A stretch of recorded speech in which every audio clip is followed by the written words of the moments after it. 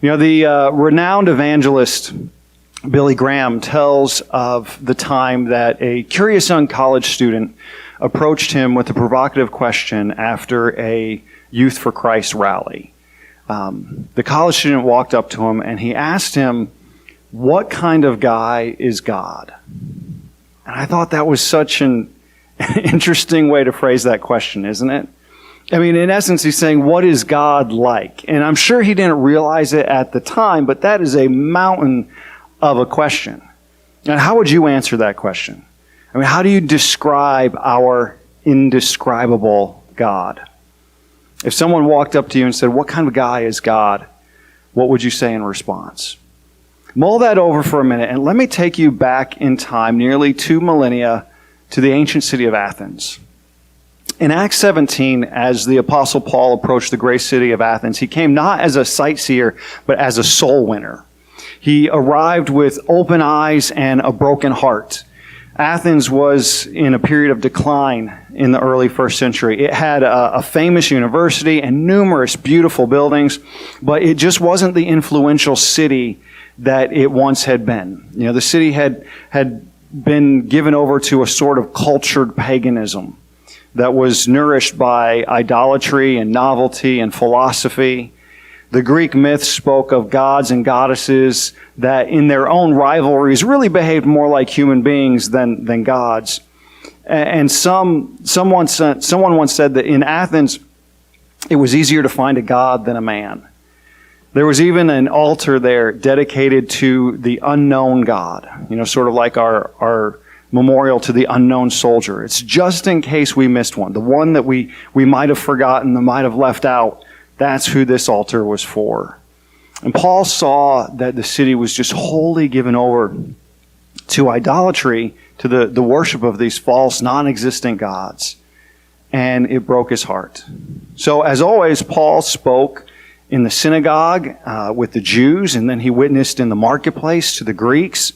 And it didn't take long before the local philosophers caught wind of Paul's preaching.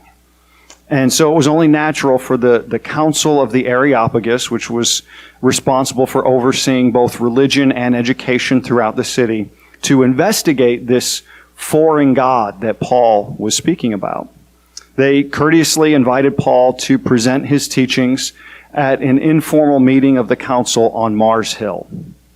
And so after all, the Bible says the Athenians spent all of their time doing nothing but talking about and listening to the latest ideas. Like that was kind of the modern philosophy at the time. They just wanted to hear all the coolest, newest ideas that people had. And so when Paul shows up preaching this new God that they didn't know about, they were naturally curious. And so Paul approaches the council on Mars Hill. He clears his throat, and he begins in Acts 17, verse 22. "Men of Athens, I notice that you are very religious in every way. For as I was walking along, I saw your many shrines. And one of your altars had this inscription on it: to an unknown God. This God, whom you worship without knowing, is the one I'm telling you about." What an introduction, right? I mean, Paul connects immediately to his audience. He starts where they are. He compliments them for being such a religious people. And then he says, you see this altar over here, this one that you have to this unknown God? Well, this God that you don't even know his name, that's the God that I'm going to tell you about today. And he's not just a God, he's the God. And then Paul proceeds to answer the question that would be posed to Billy Graham some 20 centuries later. What kind of guy is God? In 8 insight and filled verses, Paul unfolds 3 foundational truths, 3 attributes of God that help us to understand just how great God is. So what kind of guy is God? Well, first of all, Paul tells us that he's a creative guy. God is creative. Paul begins his introduction of this unknown God by saying in verse 24, he is the God who made the world and everything in it. He made the world and everything in it. He is a creative God. Now, Paul's audience that day consisted of primarily two schools of thought. There were the Epicurean philosophers and there were the Stoic philosophers. Now, the Epicureans believed in a deity that was distant from humanity, that, maybe sort of wound up the clock and then let loose. They were materialists at heart. That is, they believed that the universe and everything in it had just always existed, that matter was eternal, and that stuff had always existed. Stoics were somewhat pantheistic. That is, they believed that the world and everything in it was God. That they saw the universe as a sort of sentient being itself. And we see a lot of this in our own culture today. I think this is really a growing trend in our society as people pull away from the God of the Bible. We often see people in movies and TV shows especially referring to, the universe gave me a sign, or the universe brought us together, as if the universe is some sentient being that has like a purpose and a plan for their lives. And that's becoming more and more common throughout our culture. But Paul boldly affirmed what Moses penned long ago when he said, "In the beginning, God created the heavens and the earth." God made the world and everything in it. He's not a distant God divorced from his creation, nor is he an imprisoned God locked inside of it. He's a creative God, the creator of heaven and earth and all things. The world and everything in it was custom tailored by our God, a God who expresses his imagination and artistry throughout our swirling galaxy. All throughout the world and all throughout the universe, we see the fingerprints of God, the evidence of his omniscient mind at work. I mean, just take our world and everything in it as an example. We live on a very privileged planet. The earth is just the right distance from the sun so that water can exist in a liquid state, which is absolutely vital for life to exist. If the earth were just 5% closer to the sun, then it would be more like Venus with temperatures up to 900 degrees Fahrenheit. And if it was 5% more distant, it would be more like the frozen planet Mars. Our moon stabilizes the Earth's axis, thereby giving us the seasons, and the tides also are necessary for life. Our atmosphere is rich with oxygen needed to support life, and it blocks gamma rays and UV rays and X-rays, all those harmful rays. But the light that it does allow in, that it allows to penetrate and reach the surface, is, again, just what we need for life to exist. Even our address in the Milky Way galaxy is located in the very narrow subdivision beneficial for life to exist. God handcrafted this planet, this world, and everything that's on it, everything that's in it, including you and me. A little girl once asked her mom, where do people come from? And her mom explained, well, long ago God created Adam and Eve, and they had children and then grandchildren and great-grandchildren until eventually the entire world was full of people. And a little later, she asked her dad the same question, still curious. And her dad answered it differently. He said, well, most people think that we came from monkeys. That apes evolved over millions of years until they eventually turned into human beings, and that's where we came from. And so she goes back to her mom, kind of confused and frustrated, and she says, Mom, why did you tell me that God created us, but Dad says that we came from monkeys? And her mom said, oh, honey, that's simple. I was telling you about my side of the family, and he was telling you about his. The truth is, your birth was no mistake or mishap. You are not an accident or a fluke of nature. You're not the product of random chance acting or mutations acting on natural selection, random chance, and all those things. You and I were created by God. David once praised God in Psalm 139, verse 14, saying, "Thank you for making me so wonderfully complex. It is amazing to think about. Your workmanship is marvelous." and how well I know it. It's amazing to think that was written 3,000 years ago. Think about how much David knew about how complex and marvelous the human body was compared to what we know today. I mean, how much more should we be amazed at how marvelous and incredible our God is and the workmanship of his hands. So what kind of guy is God? Well, first of all, Paul tells us he's a creative God. He's the creator of the heavens and earth. Secondly, he tells us that God is a caring guy. He cares for us. After introducing this unknown God to the Athenians, Paul continues to tell us a little bit more about him. And he says in the following verses here, verse 25, "This God is the one who gives life, breath, and everything else to people." He doesn't need any help from them. He has everything that he needs. In other words, God didn't just, set the world in motion and then leave us to fend for ourselves. He cares for us, and he continues to be involved in the affairs of human life. He provides for our needs, and he himself needs nothing. He lacks nothing, and he gives everything. Someone once said, there are two kinds of people in the world. There are givers and there are takers. The takers eat better, but the givers sleep better. I like that. I don't know if that's universally true or not, but I know that God is a giver. We see it over and over throughout Scripture and throughout our own lives. And Paul says that life itself is a gift from God. He says that every breath we breathe is a gift from God. Have you ever thought about your life as a gift from God? As though it's a present that you just get to unwrap a little bit more each and every day? Every breath that you breathe is a gift from God.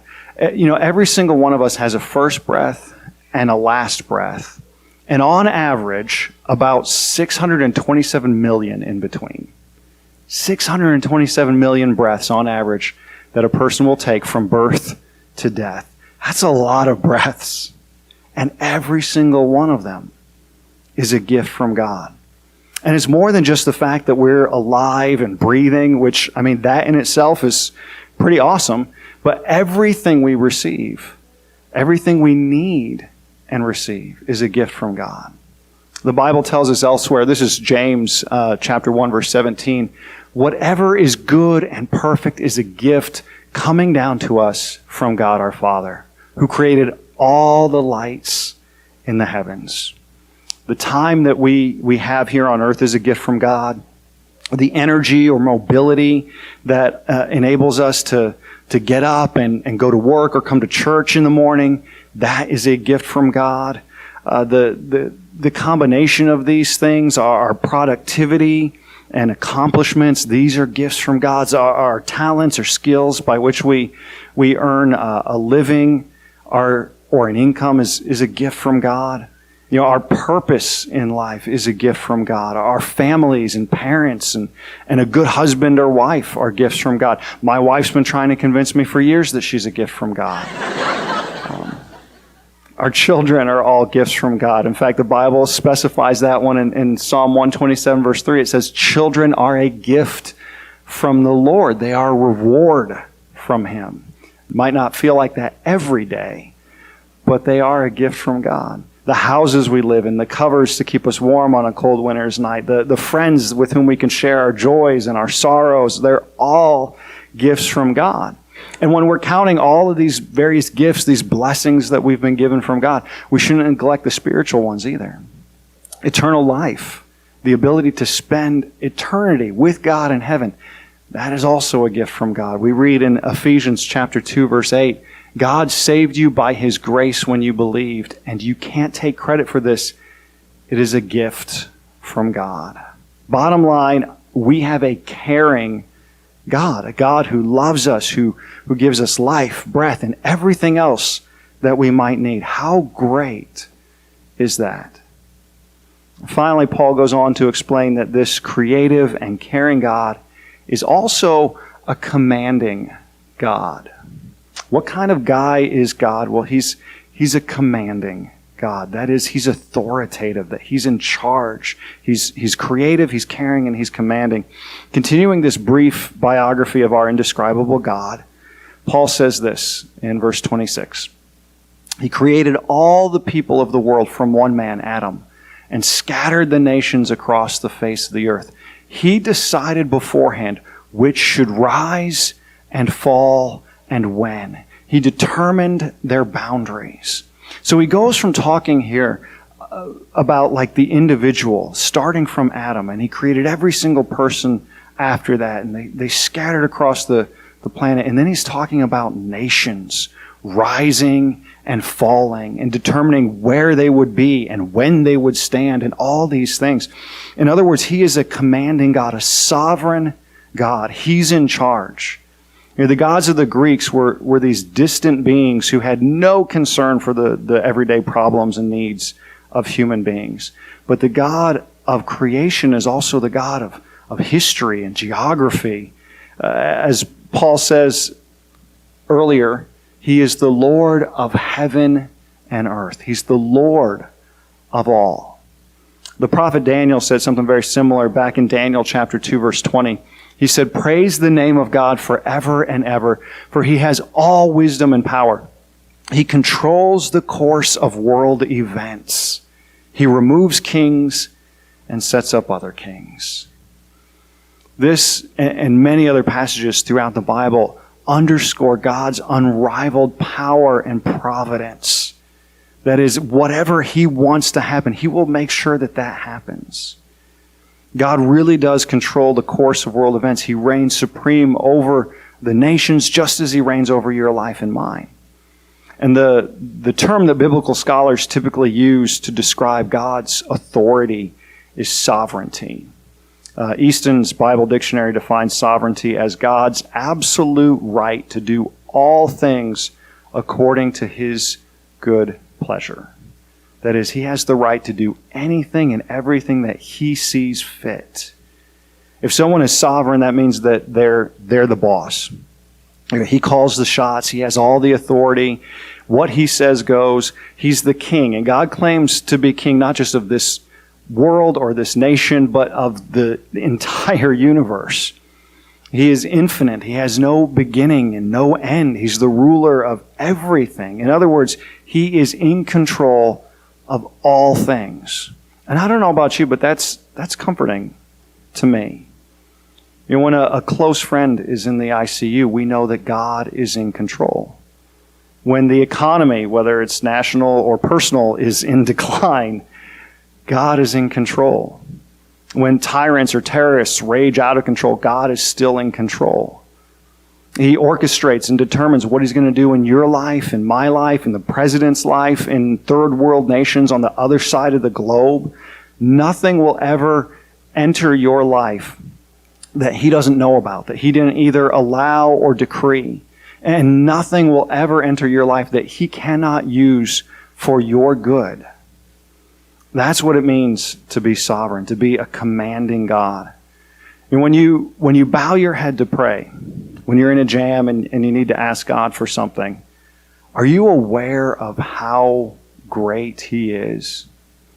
I mean, the one to whom you pray has power and authority over the entire universe. I mean, over every single atom. And yet he's infinitely loving and he cares about you enough that he's willing to listen to you complain about your day. That's who you're talking to. That's why we worship him. I can only imagine the raised eyebrows Paul must have received as he spoke these words about this God that they had never heard of.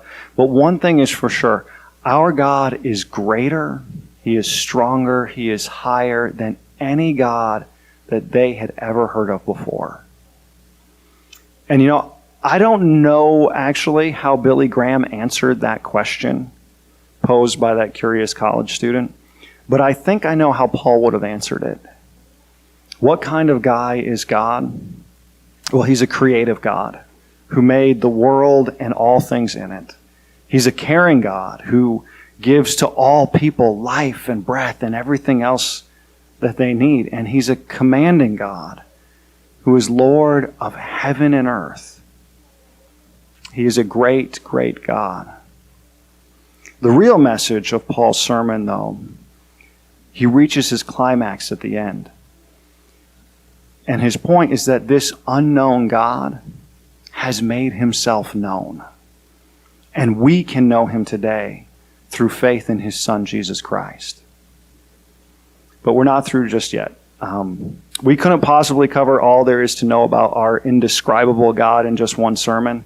So I want to encourage you to come back again next Sunday, and we're going to dig a little deeper into this question: what kind of guy is God? What is God like? And in the meantime, there were 3 different responses to Paul's message on Mars Hill that day. Some people laughed and didn't take this God very seriously at all. Others were interested, but they wanted to learn a little bit more before they made up their minds about him.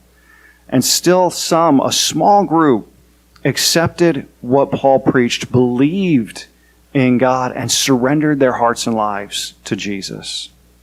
The question is, how will you respond today? If you'd like to know this unknown God, please reach out to me. You can pull me aside after church, or you can call me at home. But more importantly, reach out to him. Because as Paul says, he's not far from any one of us. Let's stand and sing together, church.